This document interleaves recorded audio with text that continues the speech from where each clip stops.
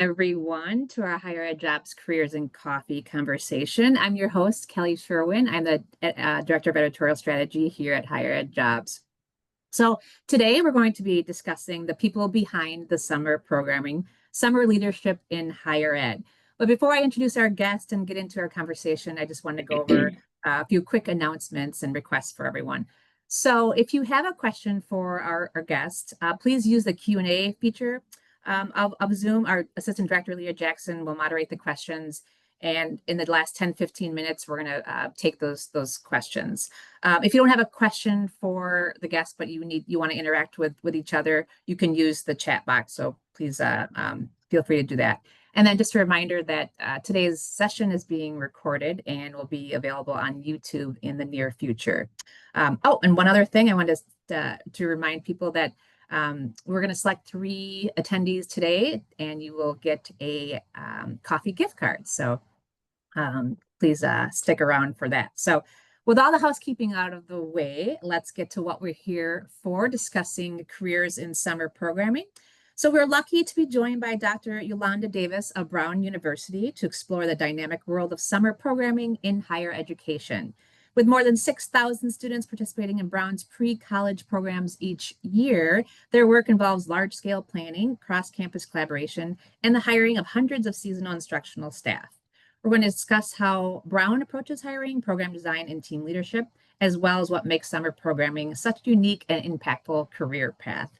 So welcome, Dr. Davis, so much, and thank you for joining us today. Thank you so much, Kelly. I'm so excited to join you today. Well, good. Well, let's start with a little bit of your background. Can you explain what you do on campus, what your role on campus is, and how you got into summer programming?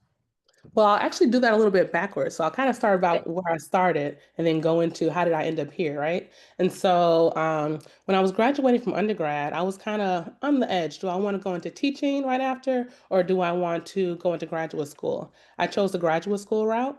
I studied education policy, organization, and leadership. And while doing so, I was also teaching on the side, teaching sixth graders in particular. And so since forever, I've been involved in K through 12 education. Within my job positions, they've always been in higher ed in particular, but with the focus of K through 12.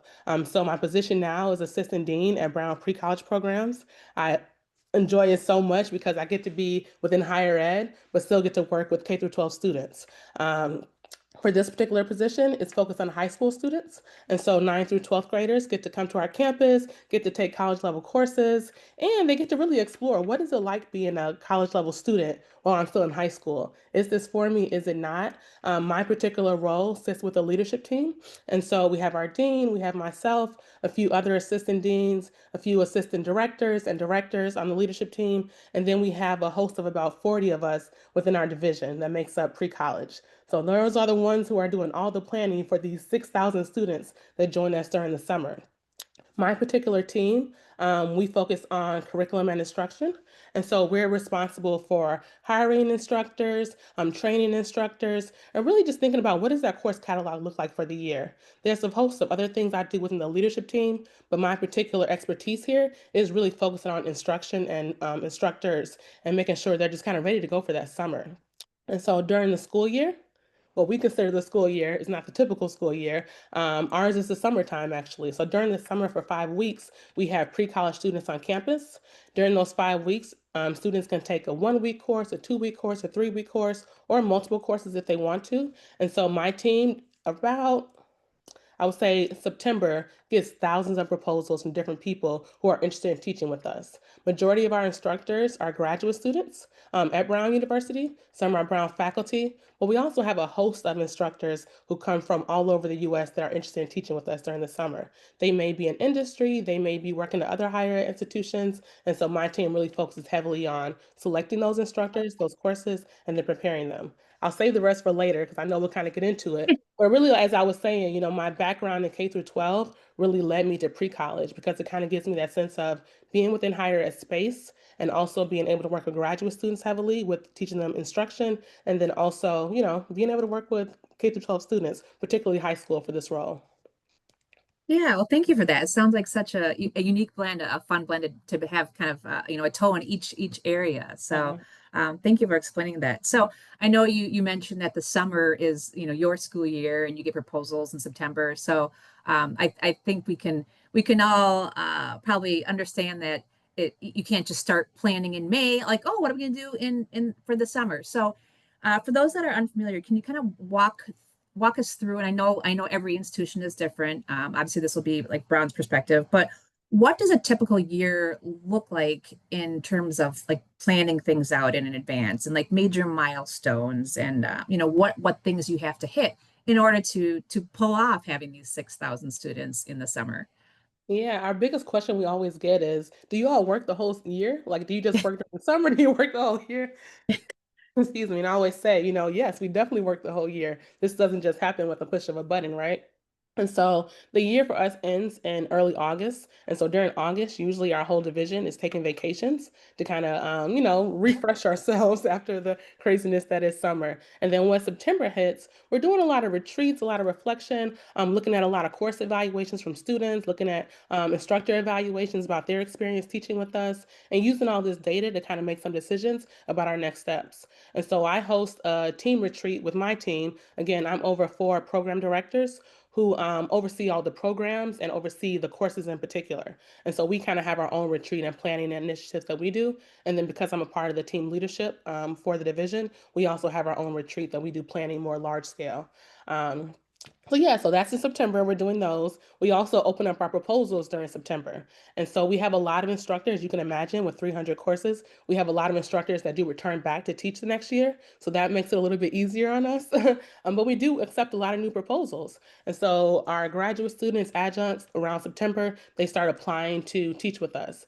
And so September through October, November, that's when my team is really reviewing all those proposals, trying to decide on who do we want to accept, having one-on-one conversations with them to talk about their course, and then also trying to build this calendar. And so that calendar for the summer, as you can imagine, the balancing of it of 300 courses, trying to decide which building is it going to go and what time, what days, working with the Yeah. schedules of those instructors, some graduate students, some faculty, everyone's busy, right? And this isn't their full-time job. And so trying to organize that schedule is its own little task, right? So that kind of happens within September to November. And then by December, we usually have that pretty balanced out, and we go ahead and we start reaching out to instructors to confirm that they can teach with us. Part of this work is also working collaboratively across the university. And so our graduate students have to get acceptance by what we call the DGS, who kind of says, yes, they can teach with you, no, they cannot. And so that's a process as well that we go through to make sure that, a lot of doctoral students, if they're teaching with us, that it's okay with their department. And so all those permissions are happening in December. All the adjuncts we've reached out to, they're reaching back out to us. And so by the time January hits, we're now able to go ahead and open our course catalog. As you can imagine, some instructors by then may have decided, actually, I can no longer teach next summer. Or Mhm. further down the line, they may say, I can no longer teach. So we always keep some of the course proposals to kind of look back at and say, okay, well, we have these few slots open. Who said they were available? So even when instructors apply and we're not able to offer them a position in December, we still tell them, if you want to stick around, we'll let you know if something is open. And then we kind of circle back to that. In January, February, we have a lot of info sessions. And so we have quite a few different programs. We have a few that are on campus. We have some that are international. We have some that are just off-site within the US and different states. And so within those different programs, we have separate info sessions. And so myself and other program directors, we host those info sessions to kind of cover with the students what to expect if you choose different types of programs. For instance, we have a leadership institute. We have a STEM 910 program. We have Summer at Brown, which is our bigger program. And so those are the programs that I oversee, anything that's on campus or online. And then the ones that are international or offsite, there's another assistant dean that oversees those. So for the online courses, we have less. We don't have 6,000. We usually have about 1,000 or less that are online, and we usually have around 30 to 40 classes offered online. And it fluctuates depending on if those classes fill or if students are interested in those. We may have to cancel some of those as well. So that's kind of what those months look like. And so around February, March, we do a lot of professional development with our instructors. And so setting those up with different colleagues across campus. So for instance, we have a language support office. We have a lot of international students that join us during the summertime. And so having that office come in, do professional development to support our instructors. Again, I mentioned earlier, we have so many graduate students, some that have only been teaching for a few years. And so this extra support is necessary with professional development. We have our DEI office come in and talk to our instructors.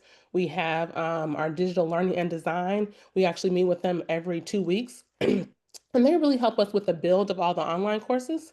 And so even though it's just those weeks during the summer, it's actually us meeting with them throughout the whole school year to kind of prepare those shells and prepare those instructors to be able to teach within Canvas Online. Um, and then after that, students are signing up and we have to go through some cancellations if we don't have enough students in certain classes. And then by the time March, April hits, those instructors are in professional development and they're meeting one-on-one with my team to kind of discuss their course. Where's your course at now? What changes do we need to make? And then the students start joining us during the summer. And so during the summer, it's just all hands on deck, whatever's needed, right? As an assistant dean, I'm helping in different areas, particularly with instruction, of course. And so going to sit in on classes, giving feedback. We host some meet and greets with instructors as well every week, just so we can network with them. But there being so many instructors on campus at once, there's no way that I can get into every single class every day. And so we host these meet and greets so that they can come out, share with us what's going on in their class, invite us to their class if there are certain special things happening. And then the school year just kind of wraps up and we do these evaluations and we start up again. So that's kind of a shrunken part of it. Obviously, with us being such a big division, there's different areas. And so because my focus is curriculum and instruction, my typical year looks a lot different than my partner at my division who's doing marketing, or my partner at my division that's doing finance and operation, or our DEI assistant dean, or our international. And so I can't speak of it all within this one session, but I Yeah. can speak to like my particular expertise, which is curriculum and instruction. Well, that timeline, thank you for explaining that. That makes me appreciate all the work behind the scenes. Like it's amazing everything that goes into it. And I love the fact that you guys decompress with the retreat. I think that's so important. And how important is that you are taking in the evaluations and looking at the data and statistics to plan forward. So I think that's really key. So I know you said that are getting these proposals, and I have a feeling that some of our listeners, our viewers later on might be like, oh, maybe I want to be an adjunct and maybe I want to, potentially apply there. And it's kudos to you for having like a contingency plan of having like, other applications that, you might have to come back and if someone decides they can't teach, that's great. But I'm just curious, how do you decide? Like, I don't know how many proposals you get versus how many you can approve, but how do you decide some programs, designing programs and curriculum that are logistically sound, for obviously both brown, but make sense for the students, I guess. Like, how do you know what to pick? Yeah, I mean, honestly, a lot of that feedback that we get from those program evaluations, the students tell it all. Okay, And yeah. so they give us so much information about, you should consider this. Hey, here's what I loved about the class. Here's what I didn't. And so that not only helps us, it also helps that instructor when they review that feedback because they think of ideas of how to change their course, how to implement new things and be innovative, but also just reviewing to see like what are the new happening things, right? Education is education. We know students love engineering, technology, all these different areas, right? But it's like, how do we put a twist on these things and so that they actually want to take the course? Because it's during the summertime, the students have spent the whole year in school. So if they're coming here during the summer, they're very committed to learning, but they also want to have fun, right? And so our program, we always say that part of it is the education, and then part of it is the socialization through the student life activities. And so we have affinity groups, we have student clubs, we have a lot of field trips. We have a variety of things that they do while they're on campus to also get to know each other beyond just going to class. And so each class is about 3 hours of the day, and they usually have about 3 hours of homework per day.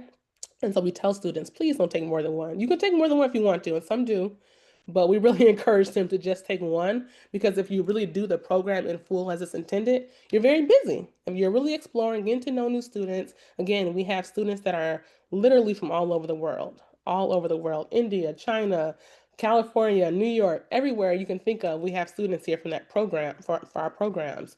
And so, really just immersing yourself in that experience, taking one class really helps you kind of do that. And so, I think the balance with all this programming that we have, and there's a director who's over student life that kind of helps set up that programming with the course content. That really helps them be more engaged and feel like, you know what, this is fun. I actually like doing this. And then they Yeah. find students in their class who are also engaged and want to do these things, and it really promotes them to, really be excited about college. Yeah, it sounds like a fantastic experience, and you guys have it's well thought out in how you are doing it. I'm curious, has there been something that has surprised you over the years? Like, wow, I didn't know that was going to be such an impact, or like, oh, my students our students really enjoyed that, or maybe on the flip side, like, oh, I wouldn't necessarily do that again. Like words of wisdom for peers out there that like surprised you either in a good or bad way. I would actually say the meet and greets with the instructors. And so we Okay. just started these was it last year? The year before last, we started doing these meet and greets. And part of the meet and greets was because there's like, I mean, it's a lot of people. 6,000 students plus 300 instructors, and that's not even mentioning the TAs plus the seasonal staff. It's just a lot of people, and you want to get to know as many people as you can while they're here, even though it's a short period of time. And so us having these instructor meet and greets really helped us kind of build more bonds with the instructors. They're busy, especially our graduate students or our doctoral students. They only have so much time to give, right? And so while we create such great resources and professional development and all these things for them, only so many can come to different types of events, right? And so it's kind of like, what support do you need in this moment? And you just pick and choose. We have no expectations that anyone can possibly, even if they wanted to, attend every professional development, look at all of our resources, meet with us one on one, come to all of our supportive events. And so you pick and choose. So with having all these different ways for them to kind of tap in, it helps us get to know them, helps us support them more, and helps us know Mhm. more what's going on in the classroom and what else is needed. And so I think that's been so beneficial for the students as well because it creates change within that instructor, with them being able to say, hey, I'm going to go to this meeting and greet. I'm struggling with X. I don't want to wait for an email. I know they're busy, but I know they're going to be here on this day at this time. I can kind of get Yeah. my questions answered real quick. And it kind of gives them almost a sense of an office hour, but a fun office hour with the program directors and myself. We offer food. We have, some little icebreakers. And it's just an informal time for them to get to know us, but also get to know each other. And so being able to talk to other instructors and say, hey, how is your class going? And I keep referencing graduate students because our focus really is on graduate students. And so they are the majority of our instructors. And so them having that moment where they can also build their network and be able to have someone to share out with that's kind of, in the same thick of it as them is really helpful for their development as well. Yeah, I love that. Building a sense of community is great. And I apologize if you've already mentioned this, but I know you said you take feedback from the students. Do you also take feedback from these graduate students or the instructors to see like, hey, like this didn't work well, maybe try this, or is it We mostly the do, students? we do, we do, and I love that you said that because one other thing that we did just recently, this is only one time we've done this, we started creating focus groups. And so our first focus group was actually, it was a trial, was with graduate students. And so we did that this past December, and that went really well. And so they do have their instructor feedback. So the same way the students get to do their feedback, instructors do too. And so we're Right. asking about how did their class go, but also about how was your experience with us? Whether it was hiring, whether it was your instruction preparation, preparing your proposal, there's different components that's required of them throughout their trajectory with us. And so we kind of ask them questions relevant to that. And then, a lot of open boxes to kind of see, like, what do you want to tell us about? What are some things that you're concerned about? And so that kind of opens it up. But in particular, excuse me, for the focus group, we have what's called an instructor portal. And so my team has created this instructor portal, which is like the go-to for everything instructor. Um, I should say instructional staff because TAs also use this as well as instructors. But it's where they go for doing attendance, where they go to see their roster, where they go to see their checklist for hiring documents. We have a variety of orientations to get them started with the program. We have a variety of professional development, just resources, links to different Brown support that's on campus, just a variety of things. And so sometimes, we'll meet one on one with an instructor and they'll ask us questions. And we're like, did you watch that orientation?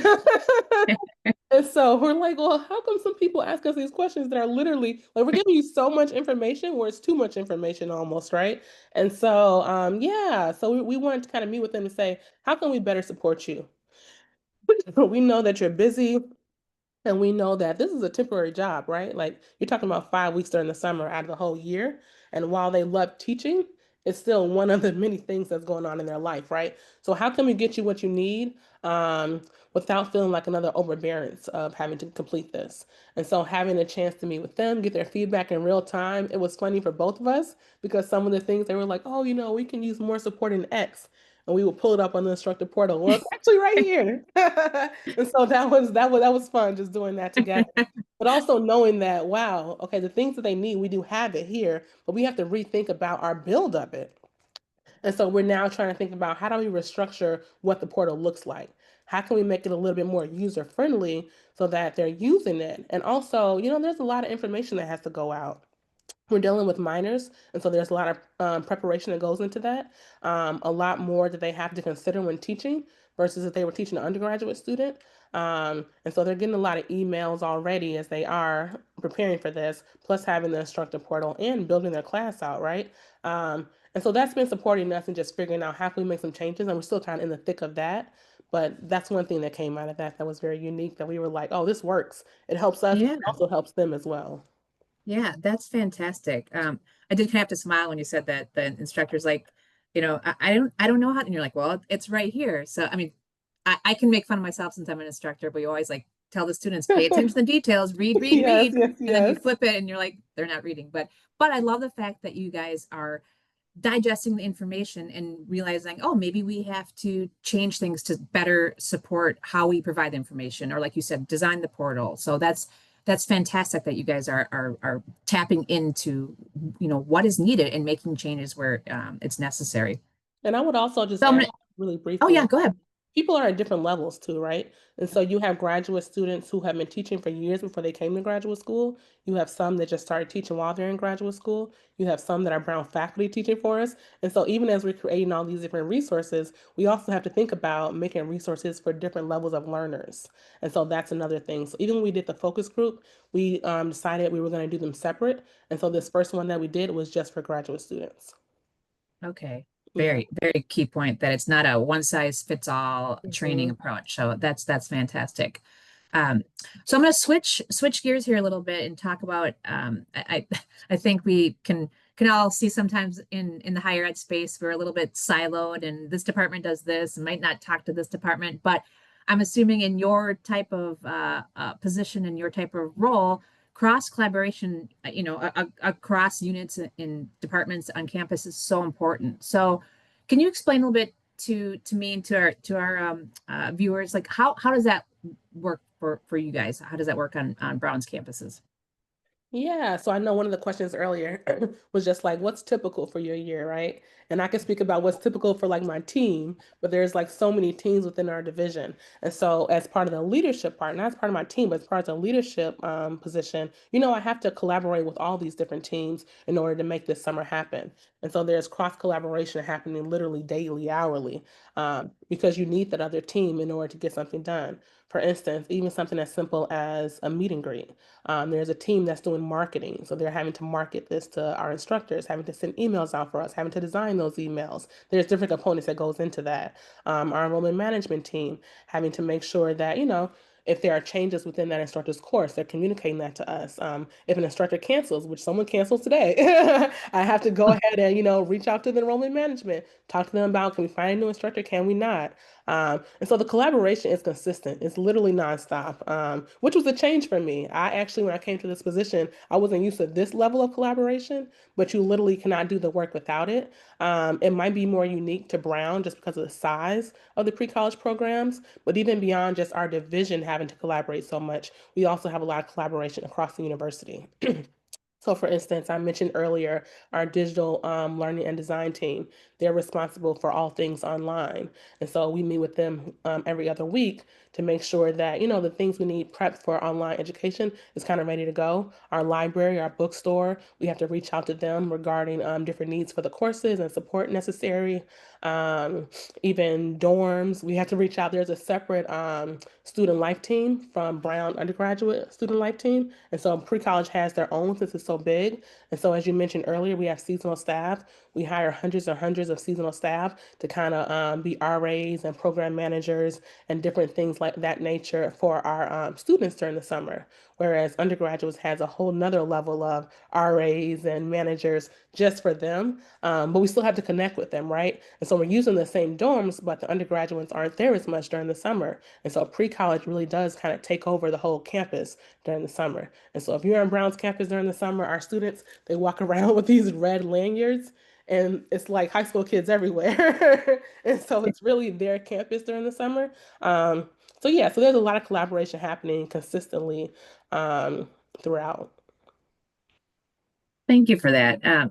So I want to switch to talk about not only your career, but someone might be looking to get into career and summer programming. It's obvious that you have such passion about what you do, and you're excited about the work that you do. So for someone who maybe is on the newer, maybe the entry level, emerging professional, what's the career trajectory like for someone in the summer programming? Like, we talk a lot about grad students, but how can that how can they be Dr. Davis, I guess I can ask. Yeah, you know what? Honestly, before I came to pre-college, I'm a first year graduate from undergrad, from a master's, from a doctorate program. So I just had to kind of learn along the way, right? I didn't really have like this person that was like, do this next, do this next. Um, I networked and I studied and I realized the different opportunities that were available through research. And that's how I kind of got to where I'm at right now. I did have some special people within my life in my doctorate program that played a role, but for the most part, a lot of research online. um, I will say that before coming to pre-college, I hadn't considered pre-college. I've always considered roles within K through 12 education related. And so this happened to be related to that. And I've taught in the past at different levels, whether it was grad school or K through 12 students. So curriculum and instruction was always my background. But I think being able to take your transferable skills is what matters the most. I would say most of the people that work with us at pre-college, they didn't necessarily come from a pre-college to a pre-college. They came Mhm. from some other role, whether we have a marketing team, we have a finance team, we have a diversity, equity, inclusion team. So there's different types of teams, and they aren't necessarily saying, I came from a pre-college background and now I'm here, right? But they made an expertise in an area and they provided value in a certain area. And so even within our division, it has grown so much, and some of those positions that are here now weren't always there before, right? And so I think also making sure that, as you're looking for roles, think about what can I offer to this particular university or this job here. And also don't count yourself out. Because, like I said, a lot of people were not in pre college. You don't have to be in pre college in order to do this work. You do have to have a background in the area. And so, if you're in marketing right now, you can do an assistant director, associate director, a director position with pre college and marketing. You do want to have a background in understanding K through 12 education, particularly high school education. Not everyone was in high school, but they might have taught in middle school, or they might have had some kind of a background in education, whether it was camps or programming or something, some kind of connection where you are excited about the work because Mhm. you're with a lot of kids, right? And so you want to make sure that you are so excited about doing the work to support these students. Um, so I think someone that's interested, just thinking about like what are your transferable skills? What are you actually interested in, right? I mentioned earlier there's a lot of collaboration that goes into this. And so, asking yourself, are you someone who likes to work kind of solo? Do you like to work on teams? This is highly collaborative work that we're doing. And so being able to have that flexibility, being able to be personable, and being able to ask questions when you don't really know the answer and being okay with that. I mean, even though I'm an assistant dean, I don't know everything. And so being able to say, like, can you help me with this? And being okay with that. Within our division, We have a very strong support system with our dean, and we also have a very strong support system across the division with each other. And so that makes the work a lot easier when you know you can go to each other and be supported and know that if you don't know the answer, someone will help you get that answer. Yeah. I hope that answers the question. Oh yeah, no, that was fantastic. And I love that you mentioned the transferable skills because I think that's crucial. Like you said, you don't have to have that, like that beginning role in pre-college programs, but we actually do get a lot of questions from people who are working K through 12, like how do I enter into to higher ed? Or even maybe someone who is working in like you were saying, like on in the marketing side on campus, but they're like, hey, that's kind of cool over there. So they would highlight their transferable skills and know like if they want to work in a collaborative environment. So though that's great advice. So I don't know, you may have answered the question I was thinking of, but was there any lessons that you learned earlier in career that you can advise our listeners today to like how they could succeed in a career like this? Lessons, learn good, bad, whatever. Besides like using transferable skills and being an advocate and things like that. Yeah, I think also networking and you know, I tell a lot of my different people that are interested in like trying to find a new job. Like when you go on LinkedIn or go on these different sites that you can meet new people or conferences or whatever it may be, like actually reach out to people. If you see someone in a role that you're interested in, see what was their background, kind of what was their trajectory. Because I do think that I've heard so many times of people counting themselves out. And it's like you have to kind of tap in. And so if you're on LinkedIn and you're searching like, oh, here's a role I'm interested in, LinkedIn's going to give you a whole list of people that are doing that similar role.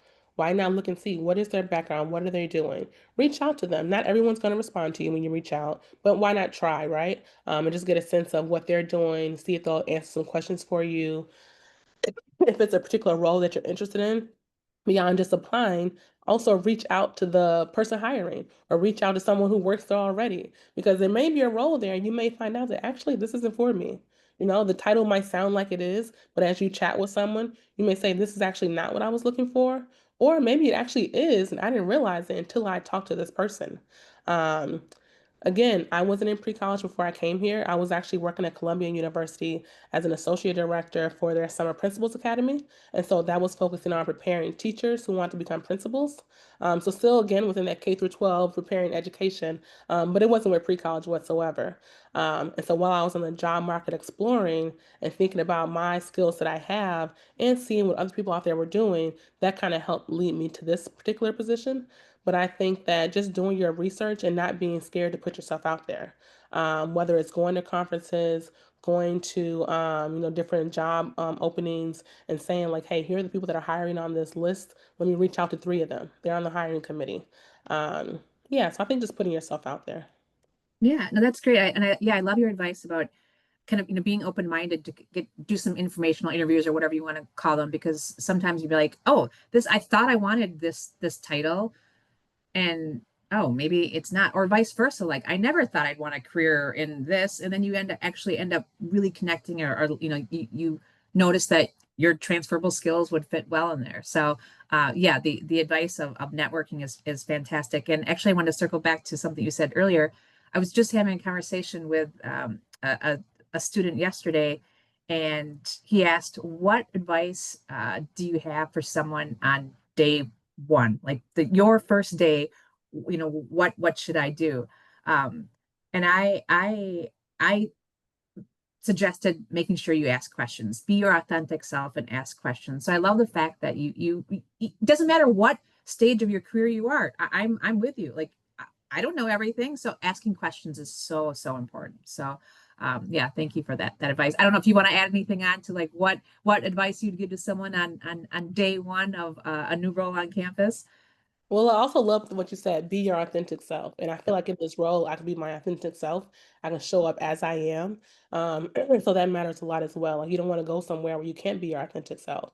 And so also asking the questions. Before I took this role, I met with a few people before I said, yes, I'm officially going to start working here. Yes. just to see their experience, right? Like, how are you? I was moving here. I'm originally from Chicago, Illinois. I have been living in New York the last few years, working at Columbia.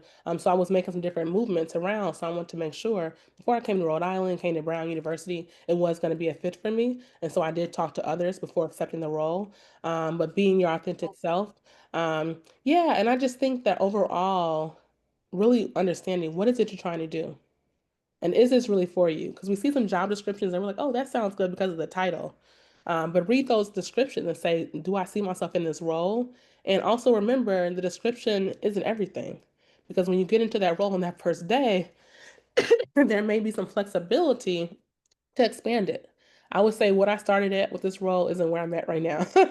And so, with getting to know my supervisor, with understanding the needs of the division, I've been able to change some things along the way as well. And if that's something that's important to you, asking those kind of questions too. Sometimes when people are hiring for roles, they think they know what they want, but they might not know exactly. And so you see roles that started out as one thing, changing titles, changing descriptions along the way, because especially as you grow as a, whether it's a university, a division, a department, the needs start to change a little bit. And so you want to think about what can I offer and make sure you're putting yourself out there when you start that role so they see that, oh, so and so has skills in this area. Here's how we can tap into that. And so even thinking about my division, there's been multiple people who have had promotions to new positions because of us learning about their skills more and them giving back to the division in different ways and us saying like, wow, we need this, right? Mhm. Um, and so for someone who wants to get, a promotion or work up the chain, whatever it may be, you have to do more than just what your job is sometimes. And so others can see like, hey, here's another way that this person can be an asset to our division. We recently even had someone who was director move into a new position on our leadership team. And so it's like there's opportunities there, and the job might not have been there originally, but by you showing up in different ways and showing us your different skills, that also helps you be able to kind of tap into new positions and kind of find out what is it that you actually want to do. Yeah. What you just said there was fantastic because I will say you address several things that a lot of our audience asks us. They ask how do I know that institution or that role is going to be a good fit? And I love that you advise like ask questions in advance up front. Like you need to do, it's a two-way interview. Like you have to make sure, like you said, you're moving. Like you want to make sure that this is going to be something that is going to work for you. And then also we get questions regarding, how do I move up, or I might not have this exact thing on my resume. And your points about, going beyond the job description sometimes, maybe every bullet point is in there, but you do something else and you are doing it for the right reasons, but someone is going to notice like, oh, Dr. Davis was doing more than what we originally thought, and she is, a fantastic fit for this role. So thank you for sharing that advice. That's great career advice, no matter what area of higher ed you're in. So I'm gonna I know we've gone through a lot of questions. I'm gonna close out with one kind of like I don't know if it's a logistical question, and then I might flip it over to see if we have some audience questions. But and I know we kind of you walked us through the timeline and you know how you kind of strategize over the year. But I'm just curious, are there any strategies or tools, platforms, like a specific technology or like things that made your life easier that you could share with your peers, saying, you know what, I would really recommend, doing this in October because of this. Yeah, the first thing that comes to mind is our use of Salesforce. Okay. Um, and so we actually have a small team that's our systems team that's responsible for the implementation of this. Myself as a user, oh my goodness, it's made our life so much easier. Before I came to Brown, I had never used Salesforce before. I'm not sure if you're familiar with Salesforce. Yeah, and I swear this is not a promo for Salesforce. It's This is not, it's not, but oh my goodness, it makes my life easier. I yeah. literally had never used it before I came to Brown. And now Okay. just like all things Salesforce, making my Yeah. life easier. With such a big program with 6,000 students and when 600 between instructional staff of TAs and RAs and trying to find all their information and organizing it, it's a lot. And so having all of that in one system and being able to manipulate the data in different ways on Salesforce, it's made our life so much easier. A lot of training to try to figure out how to use it, still learning. And so when I say that, don't be afraid to ask questions, I don't always know how to use Salesforce in some ways, and I want to use it. And so I do have to go to that team and say, I can figure this out. Please tell me, how do I do X, right? But it's made it easier for us reporting. Every year we do annual reports. And so being able to look back at the data, how many students came from this country? How many students took a humanities course or anything of that sort. Trying to figure out how many years this instructor has been teaching, where's their CV, their hiring documents, like all these different things are within this system. And so it turns into kind of like a one-stop shop somewhat. We still use Google products. Some teams use Asana. So there's other things we're using in addition. But if I were to call one out, it would be Salesforce. Um, we recently started doing our attendance through Salesforce and being able to create this, we call it an aggregator. It's still in development, but we've been using it this last year. But it's made it so much easier for us to know where every student is at all times. Like, here is the field trip, here is their contact information, here's their classroom location, here's their dorm, just everything, right? Whereas before you're like kind of piecemealing it, clicking here, clicking there. Yeah, And so Salesforce has so many build outs for us that it just helps us so much. And so that's one of my saviors is having a one-stop shop, because when you're starting yeah. to look over here, look over there, it gets a little bit hard. And so using less support of these different technology actually makes it easier for me. Well, I will say I'm so impressed. I mean, I think it does probably doesn't matter if you use Salesforce or if you find another one that works for your campus, but I'm impressed with how strategic you guys are in everything, keeping track of data and obviously, keeping all the information in hopefully one system. I think that is probably one of your secret sauces of success of making sure everything is running as smoothly as possible. So because you can't just have a summer program and then be like, well, let's try that again next year and then hope for the like, you have to learn from your mistakes and Hmm. build on your successes. So kudos to you guys for doing that so well.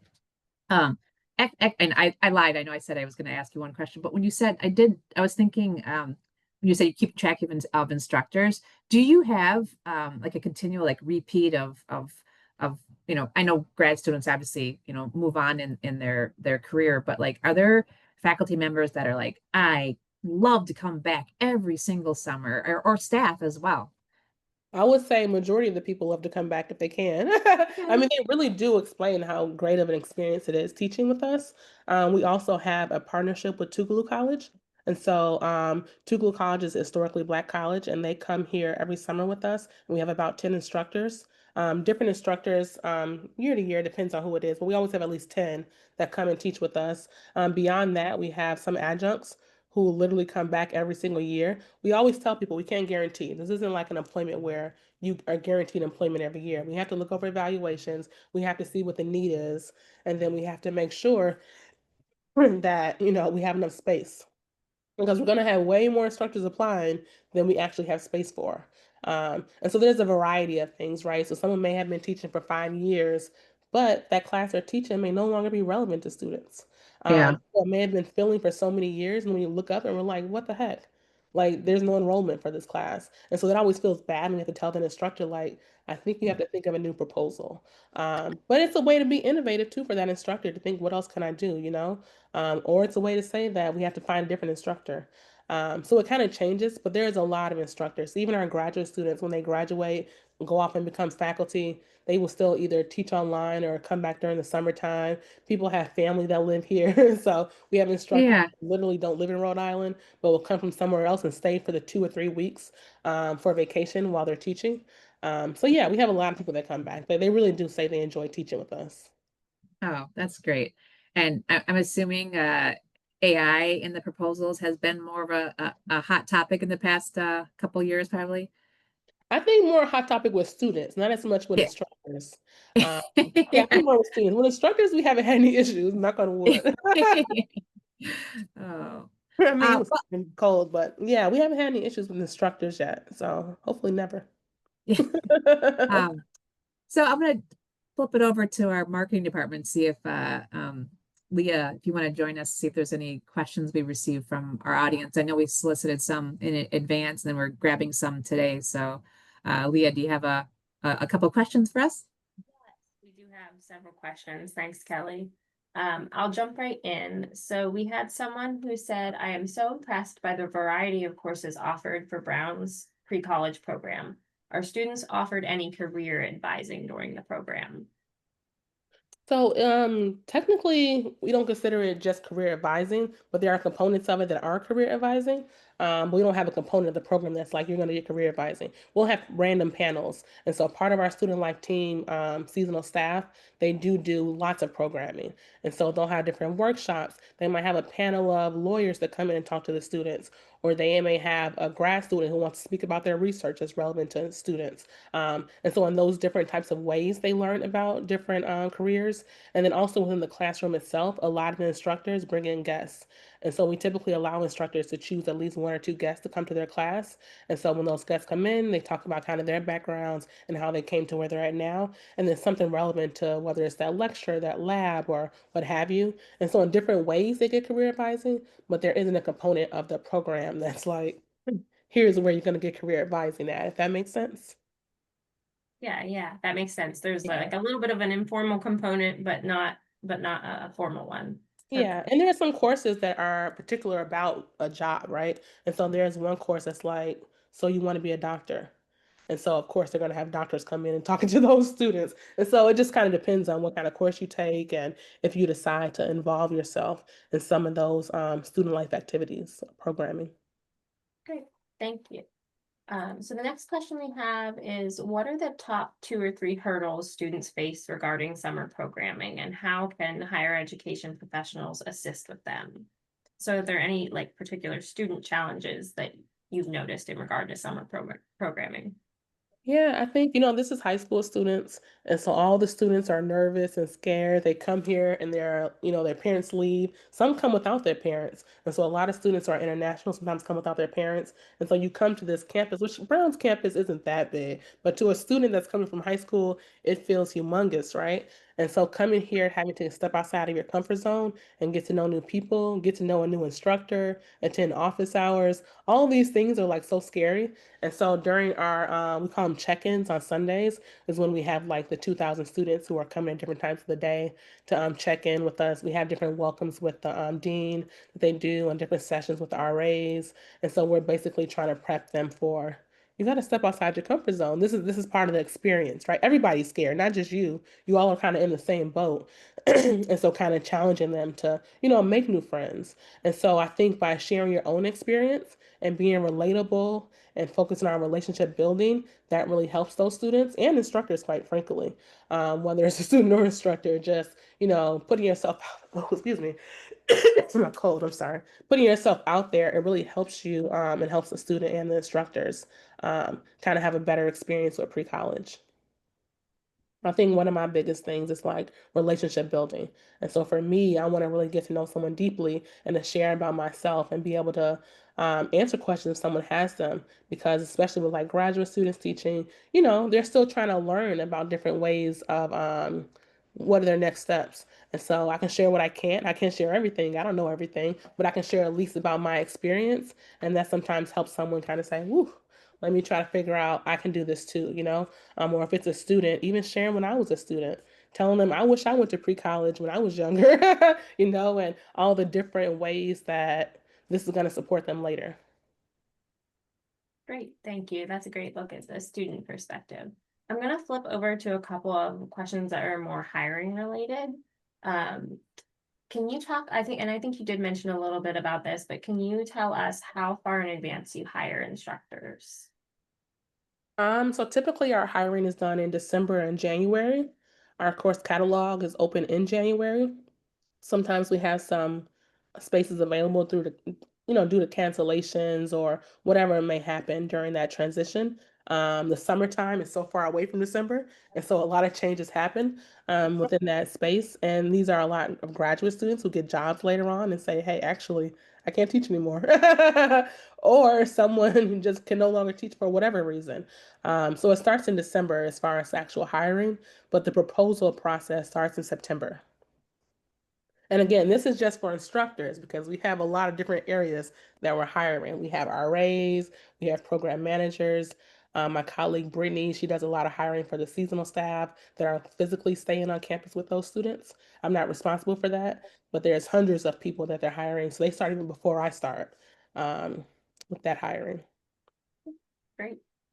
So can you touch a little bit on what the requirements are for summer staff? And I'm sure that's sort of dependent upon what type of position they're applying for. And I think you also mentioned this, but related, do you hire summer staff from outside academia? Yeah, so my hiring in particular is for instructors and for teaching assistants and graders. We also hire a variety of like coordinators, not that many, but a few coordinators for different programs. So for instance, our STEM 910 program has a coordinator, our Leadership Institute that has a coordinator. Those are smaller programs. Those have about 200 300 students in those programs, whereas Summer at Brown is our large program, and that one has about 5,000 or so in it. And so the majority of it is hiring for me, instructors and TAs, and a few graders here and there. And so the graders and the TAs are typically graduate students. There's a variety of teachers that sometimes may be a TA for like a leadership institute or for our STEM 910 program. Usually for Summer at Brown, it's mostly graduate students. Um, that instructor, whether it's a Brown faculty or graduate student adjunct, they get to decide who that TA is. And so we will have people that will apply, but ultimately that instructor is looking at these applications and these resumes to kind of figure out who's the best fit. Some of the classes are very particular, and so you need to have a background in chemistry or what have you in order to even help them in that class. And so it makes sense that we kind of let them take the lead for that TA position, um, but give them a few choices if they need it. And then for the instructors, it's open to anyone, but in particular, as I said earlier, we focus on Brown graduate students first and then Brown faculty, and then we open it up to adjuncts. And so an adjunct can be someone from another university. It can be someone that's in corporate. It just kind of depends on the position. And so I say anyone that's interested to just apply and then have a conversation with us so we can kind of determine whether or not you'll be a good fit. Now, I will say that we want you to have teaching experience, right? But there may be someone in corporate that has a lot of experience within that area, but not as much teaching experience. So then it's going to be some conversations to kind of determine whether or not this is a fit for you. But it's pretty open. We do prefer people to have doctorates that are teaching, but there are some, because of their expertise, that they might not have a doctorate, and that's okay too. But I would say majority of them do have doctorates, and majority of our instructors are graduate students or Brown faculty. But again, there's a lot of opportunities for Brown staff or adjuncts outside of the university. Okay, great. Thank you for that overview. We actually had several audience members who expressed interest in being a summer instructor at Brown. Um, some of them mentioned particular disciplines. So is there a way for them to view sort of openings, or how do they go about applying? Yeah, so in September is when we do our opening. So if you just go to pre-college, what is it, precollege-brown.edu, and like in the right-hand corner, there's a button that I believe it says instructors on that button. The drop-down menu is going to give you that link, and basically it literally goes over every component of that proposal. Even if you were to click on it today, it would also show you what we had on there for last year, and it doesn't change that much year to year. And so if you go ahead and start reading that now, you would kind of have a sense of what's expected. Perfect. I think we've just got one last question here, and I thought this was interesting. Someone asked, does your program offer housing accommodations for teachers? We don't. And so the only housing we offer is for our Tougaloo College partnership. And so again, they're coming from Mississippi, so we do have a partnership with Tougaloo College. But beyond that, we don't offer housing. We only offer housing for our seasonal staff that are like RAs or living and working in the dorms. Okay. I think that covers most of our questions, unless you had anything else to add, Kelly. No, I don't think well, I do have a question just for Dr. Davis. Is there anything else? I know we covered a lot. We fired a lot of questions at you. Is there anything else that you want to share with our audience? Just reach out if you have questions. Again, I mentioned earlier, a lot of my focus is on curriculum and instruction, though I have to collaborate across the whole division in order for us to create these programs. My expertise is that. But if you're looking at, student life or marketing or whatever it may be, there's different people we can put you in connection with. At different universities, their pre-college programs are different sizes. And so also consider like what size university do you want to work for? What size pre-college program do you want to work for? Do you want to be responsible for 6,000 students, or do you feel more comfortable with 200? Or maybe 100, right? And so doing your research to kind of figure that stuff out. There's also a variety of conferences that are held with pre-college and different things within that space that can support you. Well, thank you for that. This has been such a great conversation. I really, really enjoyed having you here.